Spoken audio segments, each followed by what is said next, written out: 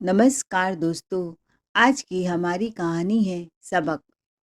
शाम को दुकान बंद करके जब मयंक घर पहुंचा तो देखता है उसकी बेटी नूर बार बार मम्मी से खाना मांग रही है। पर काजल है कि गुमसुम सी बैठी है। वह काजल को झकझोरता हुआ कहता है, काजल तुम्हारा ध्यान किधर है? और यह क्या, दिन भर मोबाइल में ही लगी रहती हो? माना कि मोबाइल के बिना आजकल काम नहीं हो पाता है, लेकिन ऐसी भी क्या मोबाइल की लत कि बेटी भूखी ही रह जाए? तुमने अभी तक खाना क्यों नहीं बनाया है? देखो, नूर को भूख लगी है। तो काजल मुंह बनाते हुए बोली, बस सबको पेट की पड़ी रहती है। एक दिन खाना नहीं बनेगा तो कौन सा आफत आ जाएगा। उसके बाद काजल किचन में गई और बर्तन पटक पटक कर काम करने लगी। मयंक समझ गया कि बात कुछ और है। जब काजल का मूड खराब होता है तो वह ऐसे ही सामानों को इधर उधर फेंकना शुरू कर देती है। पर बात क्या है काजल? काजल बोली, बस खाना खाओ और सो जाओ, यही हमारी दिनचर्या है। कब हमारा खुद का घर होगा, बैंक बैलेंस गाड़ी होगा, भगवान जाने। तुम पूरा दिन दुकान में करते क्या हो? 8 साल हो गए हमारी शादी को, कभी जुहू चौपाटी ले जाकर कुछ खिलाया भी है? बस चौराहे पर ले जाकर गोलगप्पे खिला देते हो गया। मयंक बोला, क्या हुआ श्रीमती जी, आज तुम्हारा पारा इतना क्यों चढ़ा है? वह भी किचन में पानी लेने के लिए जाता है तो देखता है किचन में लड्डू का एक डिब्बा रखा हुआ है। अरे वाह, मोतीचूर के लड्डू! क्या तुमने आज हनुमान जी की पूजा की है जो इतने लड्डू प्रसाद चढ़ाए हैं? नहीं, मैंने कोई पूजा वूजा नहीं की है। वो मेरी सहेली पूनम है ना, उसके पति ने उसे सालगिरह में फॉर्च्यूनर गाड़ी गिफ्ट किया है, वही देने आई थी। लड्डू अभी अभी नई गाड़ी से। मयंक बोला, काजल लड्डू नहीं, तुम्हें दिखाने आई थी कि वह लोग रईस हो गए हैं। अपना रुतबा दिखाने आई थी और तुम हो भोली भाली, उन लोगों के चक्कर में फंस जाती हो। काजल गुस्से में बेलन उठाते हुए बोली, कुछ भी हो, उसे गाड़ी मिला तो, पर मुझे क्या मिला? तुम्हारे साथ मेरे ही अक्ल पर पत्थर पड़ गए थे। तुम जैसे सड़क छाप से शादी कर लिया। तुम्हारे प्यार के चक्कर में अब उसी की सजा भुगत रही हूँ। कितनी बार कहा है अपने पिताजी से पैसे मांग लो, पर काजल वह तो हमसे नाराज हैं। दरअसल काजल और मयंक एक ही कॉलेज में साथ साथ पढ़ते थे। मयंक बहुत ही सुंदर आकर्षक व्यक्तित्व वाला व्यक्ति था। काजल को मयंक को देखते ही उसे प्यार हो गया, क्योंकि काजल शहर की पढ़ी लिखी थी, बहुत ऐशो आराम से पली बड़ी थी। उसके घर वालों ने मयंक से शादी करना नहीं चाहते थे, क्योंकि वह गांव का रहने वाला था। पर कहते हैं ना, प्यार में लोग अंधे हो जाते हैं। ठीक ऐसा काजल के साथ हुआ। कॉलेज की पढ़ाई पूरी होने के बाद काजल ने घर वालों के विरुद्ध जाकर मयंक से शादी कर ली। काजल अनाथ थी। जब काजल 18 साल की हुई तो उसके माता पिता की एक सड़क हादसे में मृत्यु हो गई। भाई भाभी ने काजल के इस फैसले का कड़ा विरोध किया और काजल से बहुत नाराज हुए। सारे रिश्ते हमेशा के लिए तोड़ लिए, पर काजल ने किसी की नहीं सुनी और मंदिर में जाकर मयंक से शादी कर ली। शादी के बाद काजल अपने पति मयंक के साथ गांव पहुंची तो देवयानी जी और ससुर विश्वनाथ जी बहुत चौंक गए। देवयानी जी बोली, बेटा एक बार हमसे पूछा भी नहीं और शादी करके बहू को घर ले आया।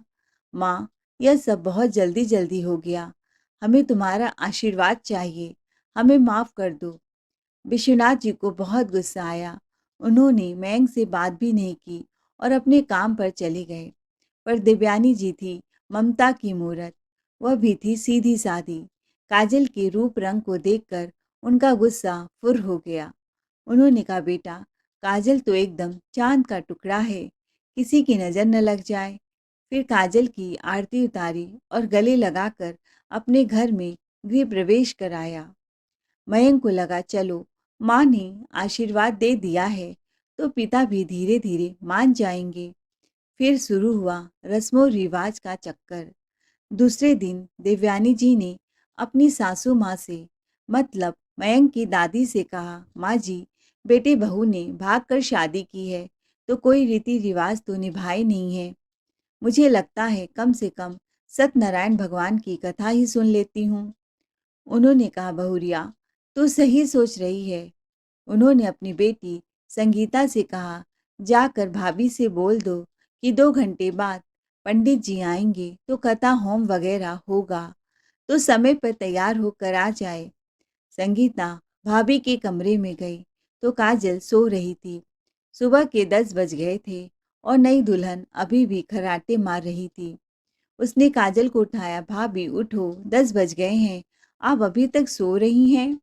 गांव में सब लोग सुबह सुबह ही उठ जाते हैं। उफ संगीता, तुम्हें इतनी भी तमीज नहीं है कि भाई भाभी के कमरे में नॉक करके आना चाहिए। अब बोलो क्या बात है, क्यों मेरे सर पर खड़ी हो? काजल बोली। तो संगीता ने कहा, भाभी, माँ ने कहा है कि सत्यनारायण भगवान का कथा होगा, तो आप तैयार होकर नीचे आ जाए। माँ ने आपके वैवाहिक जीवन की कुशल कामना के लिए कथा रखी है। गांव की सब औरतों को बुलाया है। क्या क्या, किसकी कथा? यह सत्यनारायण कौन है? भाभी, आपको सत्यनारायण भगवान के बारे में नहीं पता? संगीता को हंसी आ जाती है। नहीं, अच्छा सुन, अब तो मुझे लेक्चर मत दे। छोटी है तो छोटी रहे, ज़्यादा ज्ञान बांटने की जरूरत नहीं है। मैं तैयार होकर आ जाऊंगी। उफ, गांव क्या आ गई, यहाँ तो चैन से सोने भी नहीं देते। रात भर मूवी देखा, 4 बजे आंख लगी, तब से महारानी आई और उठाकर रख दिया। काजल अंगड़ाई लेते हुए बोली, क्या बोला था उसने? सत्य सत्य? मयंक बोला, सत्यनारायण भगवान की कथा। Yes, you are right. Kajal बड़बड़ाने लगी, पर काजल को उठते ही बेड टी पीने की आदत थी। उसने मयंक से कहा, मुझे चाय चाहिए। पर काजल, माँ ने घर में कथा रखा है, इसलिए तुम्हें चाय अभी नहीं मिल सकती। काजल अनमने ढंग से नहाने चली गई।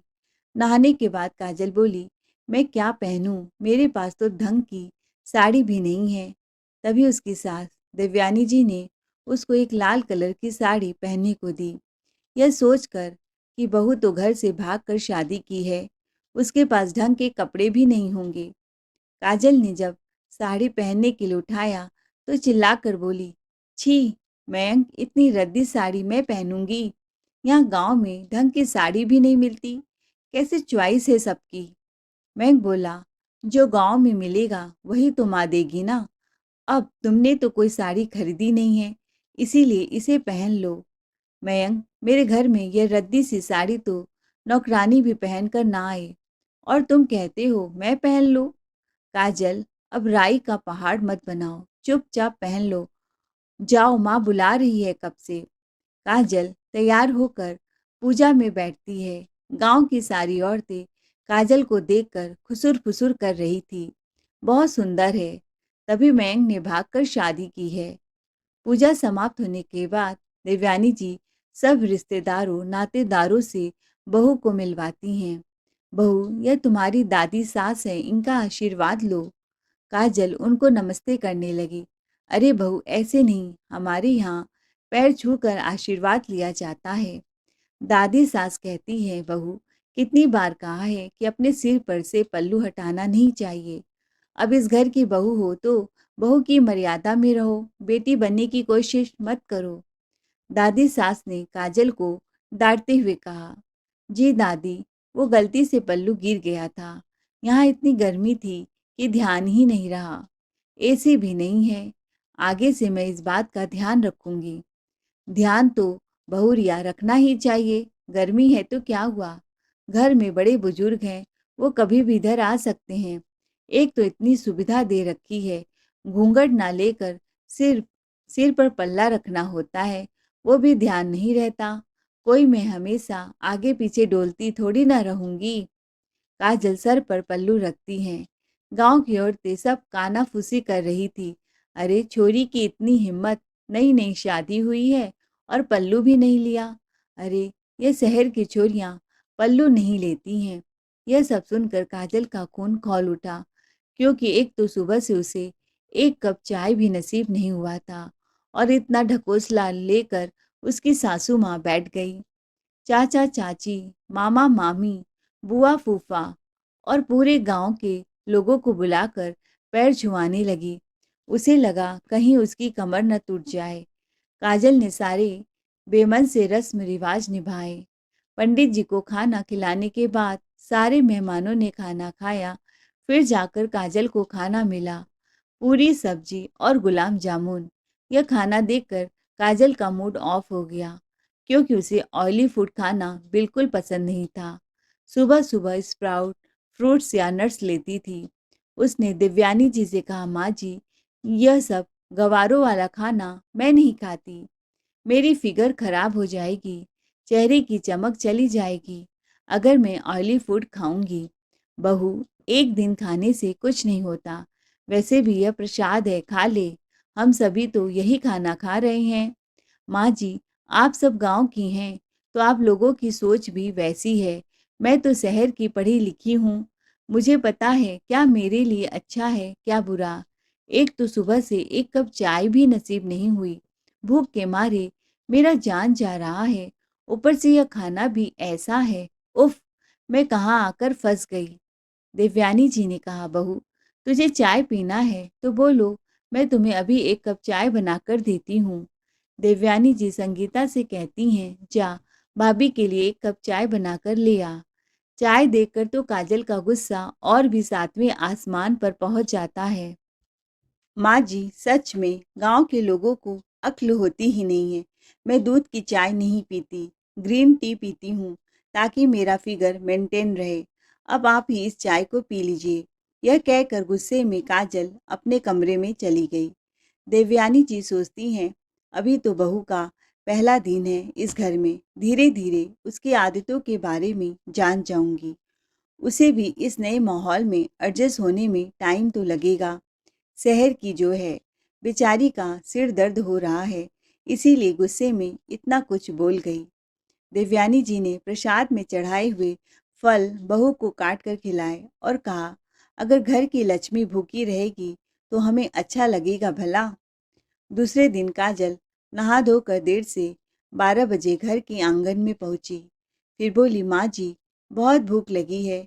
मेरा ब्रेकफास्ट रेडी है और मैं नाश्ते में दलिया या ओट्स लेती हूँ।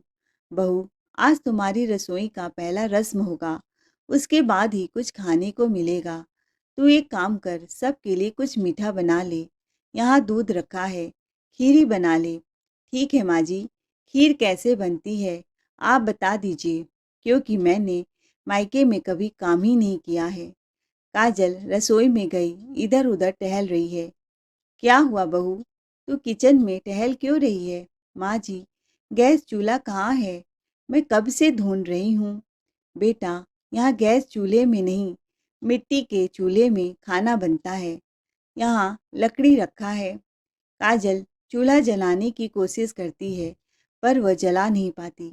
उसकी आंखों से धुएं के कारण आंसू बहने लगते हैं। उसके सारे मेकअप खराब हो जाते हैं और खांसी आने लगती है। फिर तो उसके तन बदन में आग लग जाती है। अपनी सास के कमरे में जाती है। क्या हुआ बहू, खीर बन गया? देख तो तेरे ससुर जी को कितनी भूख लगी है। माँ जी, मुझसे चूल्हे पर काम नहीं हो पाएगा। यह घर है कि मुसीबत। न तो ढंग से बाथरूम है, ना ही गैस चूल्हा। चारों तरफ से गाय के गोबर की बदबू आती है। मेरे घर में इतना ऐसो आराम था, मेरे ही अक्ल पर पर्दा पड़ा था कि जो मैंने मैंग से भागकर शादी की है। आंगन में पड़े हुए गोबर पर उसके पैर पड़ जाते हैं तो उसे बहुत घिन आती है। माँ जी, मेरे पूरे पैर खराब हो गए हैं। पैर पटकते हुए वो अपने कमरे में चली गई। मयंक, मयंक, क्या हुआ काजल? अब मुझे यहाँ एक पल भी नहीं रहना है। पर हुआ क्या काजल? तुम अपना सामान पैक करो और हम अभी के अभी शहर के लिए रवाना होंगे। तुम शहर में ही कोई बिजनेस करना। यह गांव की खेती बाड़ी तुम नहीं कर पाओगे। मुझे एक पल भी यहाँ अच्छा नहीं लगता। मेरा दम घुटता है यहाँ पर। काजल, ऐसे कैसे मैं अपने माँ बाबूजी को छोड़ दूँ? मेरी बहन है, बूढ़ी दादी है। तो क्या मैंने तुम्हारे लिए अपने भैया भाभी को नहीं छोड़ा? देखो, मुझे गाँव की ज़िंदगी बिल्कुल रास नहीं आ रही है। मेरे पैरों से कितनी बास आ रही है। अब मुझे फिर से नहाना पड़ेगा। नहाने के बाद काजल अपना सामान पैक करने लगी। काजल, एक बार सोच लो, यह क्या कर रही हो? माँ बाबूजी को पता चलेगा तो क्या सोचेंगे? उनके दिल पर क्या बीतेगी? मैं उनका इकलौता बेटा हूँ। मैं ऐसा नहीं कर सकता। तब तुम अपने माता पिता को संभालो। मैं गांव छोड़कर जा रही हूँ। काजल, मैं तुम्हारे बिना नहीं रह सकता। तभी तो कह रही हूँ मयंक, तुम अपना हिस्सा लो। हम शहर में ही कोई बिजनेस कर लेंगे। काजल इतनी तेज आवाज में चिल्ला रही थी कि घर क्या, गांव के दूसरे घरों में भी आवाज जा रही थी। सब अपने अपने खिड़कियों से ताका झाकी कर रहे थे। ये शहर की लड़कियां बड़ी तेज तर्रार होती हैं। मयंक सर झुकाए नीचे आता है और बाबूजी के आगे हाथ जोड़कर कहता है, बाबूजी। काजल, मैंने सब सुन लिया है बेटा। ये शहर की पढ़ी लिखी लड़कियां गांव के नए माहौल में एडजस्ट नहीं हो पाती हैं। तूने जबरदस्ती में शादी का फैसला लिया, हमसे एक बार भी राय नहीं लिया। गांव में कॉलेज नहीं था, इसीलिए मैंने तुझे शहर में पढ़ने को भेजा, पर तूने तो हमारे सपनों को ही चकनाचूर कर दिया। देवयानी जी बोली, अगर तू चला जाएगा तो हमारा क्या होगा? तेरी बहन तो अभी स्कूल में ही पढ़ रही है। तेरी माँ और बाप के प्रति कोई जिम्मेदारी है या नहीं? माँ, काजल है कि जिद पकड़ के बैठ गई है। उसे समझाना दीवार पर सर फोड़ने जैसा है। इसीलिए पिताजी, आप मुझे कुछ पैसे दे दीजिए। मैं शहर जाकर कोई बिजनेस करूँगा। बीच बीच में आप सबसे मिलने आता रहूँगा। विश्वनाथ जी ने अपने दिल पर पत्थर रखकर बेटे को उसके हिस्से के पैसे दिए। देवयानी जी आंसू बहाए जा रही थी।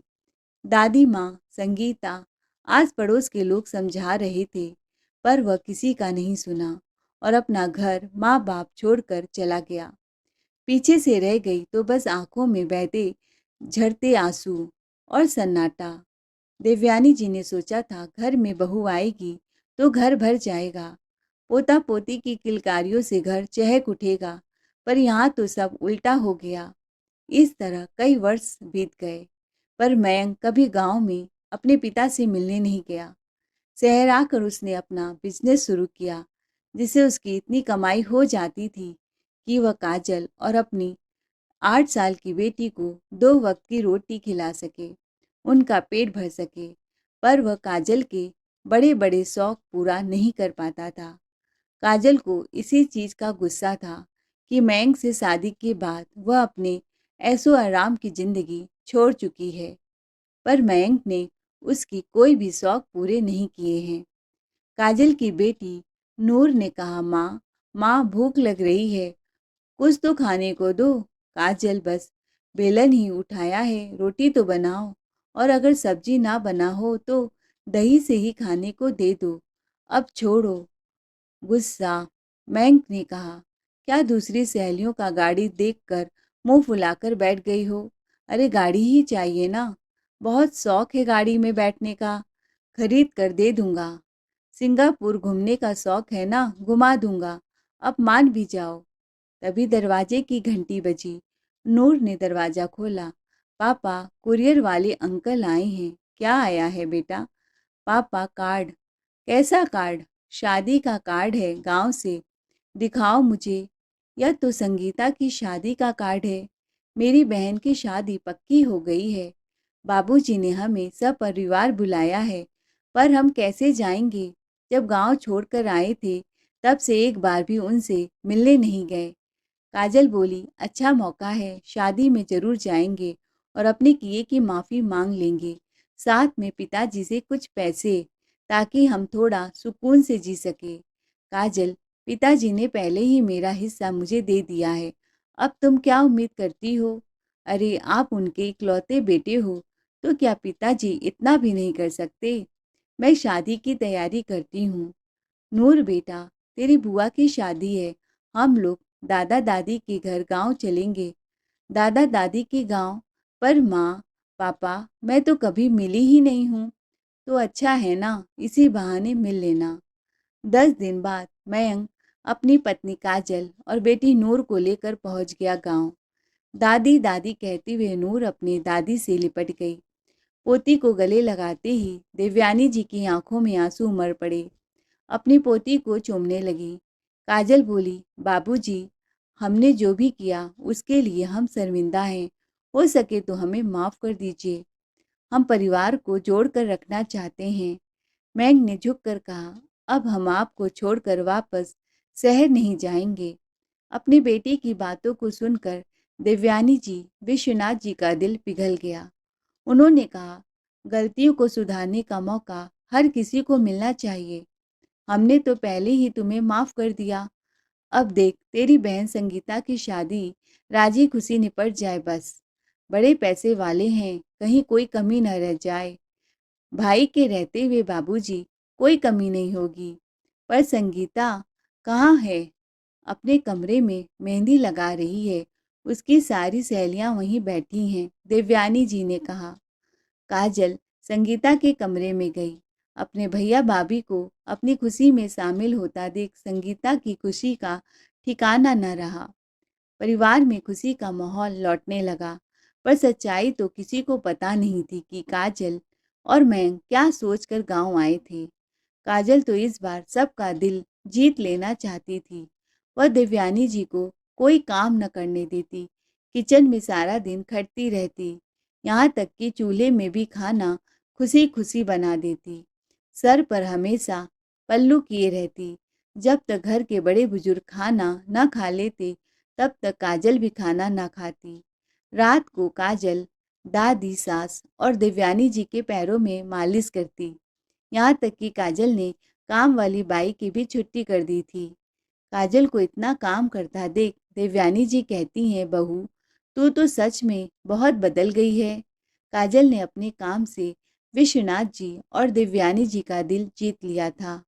शादी के एक दिन पहले जौहरी सारे गहने जो कि देवयानी जी शादी में संगीता को देने के लिए बनवाए थे, वह लेकर आया। देवयानी जी अपनी अलमारी में संभाल कर रखने लगी। इतना सारा गहना देखकर काजल की आंखें चौधिया गई। उसकी नीयत ही बदल गई। माँ जी, आप संगीता को 5 तोला गहना देंगी? हाँ बहू, आखिरी शादी है तो विश्वनाथ जी ने कहा अपनी बेटी की शादी में कोई कमी नहीं रखेंगे। अब तो काजल की हर समय गहने, नकद रुपए, चांदी के सिक्के उसके दिलो दिमाग में नाचते रहते। उसने रात को मयंक से कहा, माँ, इतने सारे गहने संगीता को दे रही हैं। अगर इतने गहने हमें मिल जाए तो हमारी किस्मत ही बदल जाएगी। मयंक बोला, पर वह गहने तो संगीता की अमानत है। हाँ, तो हम कौन हमेशा गांव में रहने वाले हैं। मैं तो सारे काम बस अच्छी बहू बनने का नाटक करने के लिए कर रही हूँ। तो क्यों ना हम सारे गहने चुरा ले, किसी को पता भी नहीं चलेगा। पर कैसे? मयंक ने कहा। काजल ने सारी योजना मयंक को बता दी। मयंक भी काजल की योजना में शामिल हो गया, क्योंकि पिताजी ने उसे उसका हिस्सा दे दिया था। अब वह उसे एक फूटी कौड़ी भी नहीं देने वाले थे।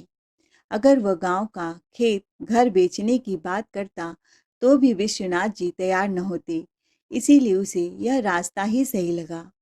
मयंक को बिजनेस के घाटे के चलते काफ़ी नुकसान हुआ था।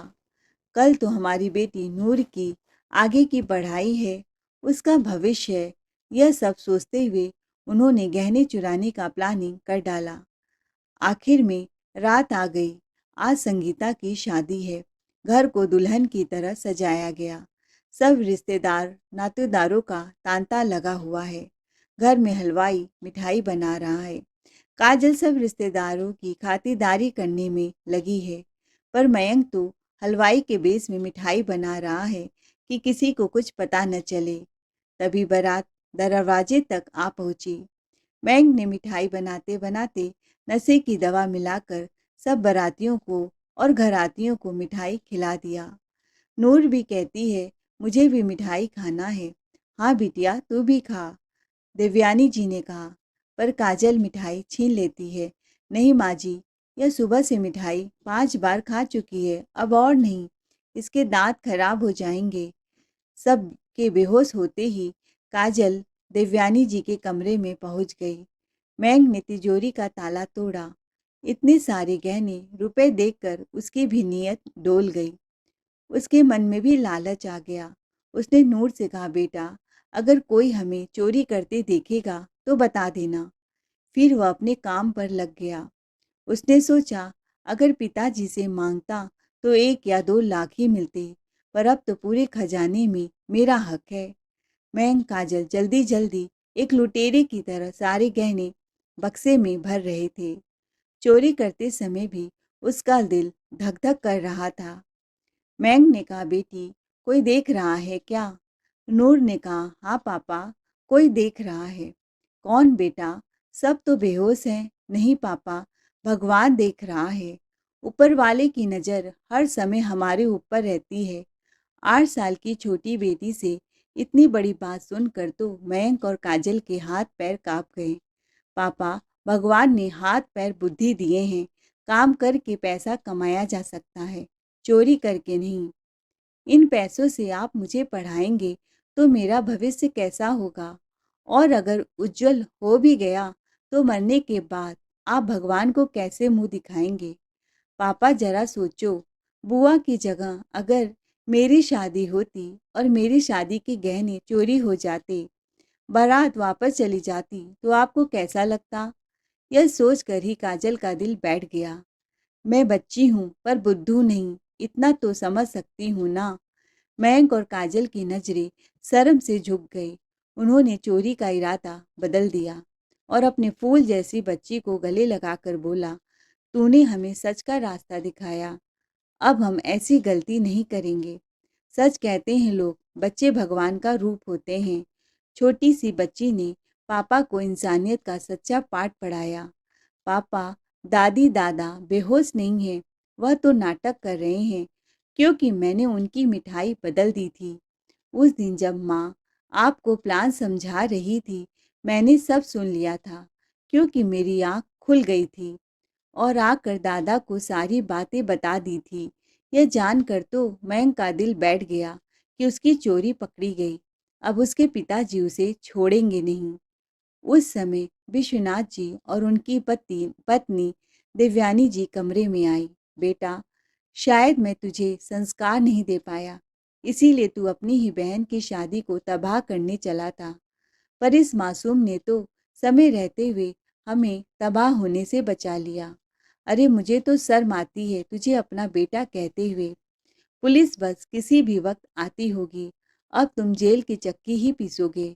मैं बेहोश होने का नाटक कर रहा था, देख रहा था कि तू कितना नीचे गिर सकता है। अरे बाप हूँ तेरा, पैसे ही चाहिए थे ना, ऐसो आराम की जिंदगी जीने के लिए, काजल को विदेश घुमाने के लिए, गाड़ी खरीदने के लिए। तुम अगर बोलते तो यह घर, खेत क्या, मैं खुद बिक जाता, लेकिन तुझे पैसा जरूर देता। ऐसे ही रुपए दौलत तेरे नाम कर देता। तूने अपनी कभी जिम्मेदारी नहीं निभाई, हमेशा अपनी ही मनमानी की। जो बहन तेरी कलाई पर राखी बांधती थी, जिसकी तुझे रक्षा करनी चाहिए थी, उसी का जीवन बर्बाद करने चला था। अपनी ही बेटी की शादी में अपना ही बेटा चोर बनकर आया है। मैं तो गांव में किसी को मुंह दिखाने के लायक नहीं रहता। मयंक और काजल रोते रोते विश्वनाथ जी के कदमों में गिर गए। नहीं पिताजी, हमसे गलती हो गई है, हमें एक बार सुधरने का मौका जरूर दीजिए। हम विश्वास दिलाते हैं ऐसा दोबारा कभी नहीं होगा। माँ जी, मैं सच में शहर नहीं जाऊंगी, आपकी सेवा हमेशा करूंगी। बेटे बहू को पश्चाताप की अग्नि में जलता देख विश्वनाथ जी ने उन्हें माफ कर दिया। पुलिस वापस लौट गई। बारातियों के होश आने पर संगीता की शादी धूमधाम से संपन्न हुई और वह खुशी खुशी ससुराल पहुंच गई। दोस्तों, सच कहते हैं लोग, बच्चे भगवान का रूप होते हैं। कभी कभी बच्चे ही बड़ों को सच का आईना दिखा देते हैं। आई होप आपको हमारी आज की कहानी पसंद आई है, तो चैनल को लाइक शेयर सब्सक्राइब जरूर करें। और आज आपको किसका किरदार सबसे अच्छा लगा, कमेंट में ज़रूर बताइए। कहानी सुनने के लिए आप सबका दिल से धन्यवाद। Thanks for watching ARK voice 517